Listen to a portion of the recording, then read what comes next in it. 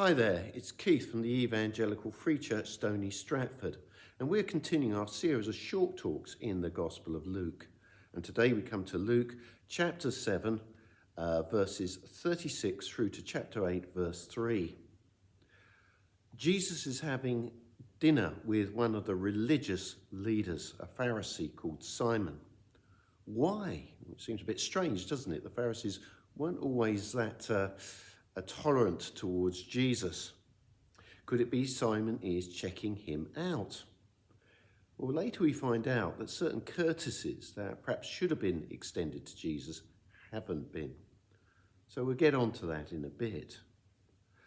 But there's an uninvited guest. Have you ever been at a dinner party where someone's told a joke which is either not funny or just not suitable for the occasion? And then there's one of those silences and people are, perhaps coughing or just trying to think of what they can pick up on next or talk about to move the subject on because it's an embarrassing situation. Well, here we have something far worse. These meals would have been very communal affairs when someone like a Pharisee or a rabbi were meeting together. People would have been there and could have sort of come up and asked questions, and it was a very communal thing. But one person who wouldn't have been invited is this lady. We read that she had lived a sinful life, and basically she's one of the community. Everyone knows it. Well, she comes up and she stands behind Jesus at his feet weeping. And we read that she wet his feet with her tears and she wiped them with her hair, kissed them and poured perfume on them. What's the issue? Well, the Pharisee has a big issue. Simon has a big issue. Verse 39. When the Pharisee who had invited him, as Jesus saw this, he said to himself, if this man were a prophet, he would know who is touching him and what kind of woman she is. She is a sinner.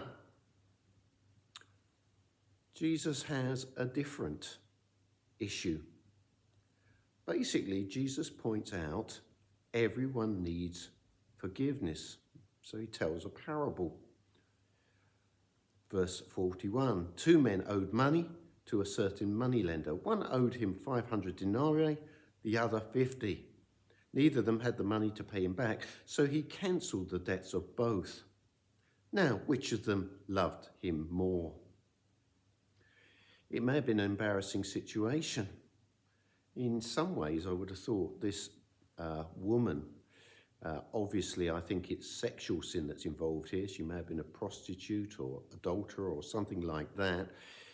It's very sort of embarrassing, and the whole act is very sensual. And while this Pharisee is sort of snorting his disapproval, Jesus quickly points out that some people understand they need forgiveness. How does he do that? Well, he gives this example. Both people in this parable need forgiving, but one is forgiven more. And he points out that Simon has answered correctly. Simon realizes that the one had the bigger debt would obviously be much more grateful. And so now he hammers the point home. Verse 44, then he turned towards the woman and said to Simon, do you see this woman? I came into your house and you did not give me any water for my feet, but she wet my hair with her tears and wiped them with her hair. You did not give me a kiss, but this woman, from the time I entered, has not stopped kissing my feet. You did not put oil on my head, but she has poured perfume on my feet. All the little courtesies, Palestine, Israel being a dusty, dry land, which should have been extended to a guest, had not been extended. And the point Jesus is making is this. She understood that she needed to be forgiven and her sins were great. Just see how Jesus sums it up. Verse 47, therefore I tell you, her many sins have been forgiven, for she loved much, but he who has been given little loves little. This woman knew there was no one else to turn to except Jesus. And actually, she puts her faith into action. She realized that forgiveness is costly, and that is shown in her action. Quite how much she understood what the cost of forgiveness was going to be, what it was going to cost Jesus to die on the cross was, I don't know. But she knew that the sacrificial system by which people went to the temple and had sacrifices made for their sins, it would incur cost. And so she goes out of her way in this costly gesture to show her sorrow at her sin. And I said it's also faith in action. You see, James chapter 2 verse 20 says, faith without deeds is useless, or some versions have dead. She trusted Jesus and showed faith when others really just questioned. Verse 48, then Jesus said to her, your sins are forgiven.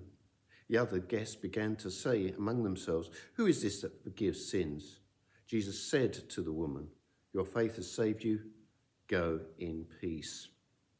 There's an interesting little epilogue to this. We read later that Jesus went on his travels, preaching the good news, preaching the gospel, and healing.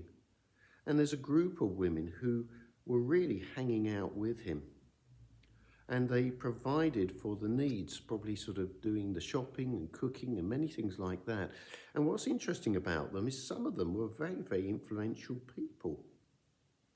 We see Joanna, and she was a wife of the manager of Herod's household. And then we see Mary, who's called Magdalene, who'd been delivered from evil spirits. Perhaps they're there because they love much. In the end, we read in Ephesians chapter 1, verse 7, in him we have redemption through his blood for the forgiveness of sins in accordance with the riches of God's grace.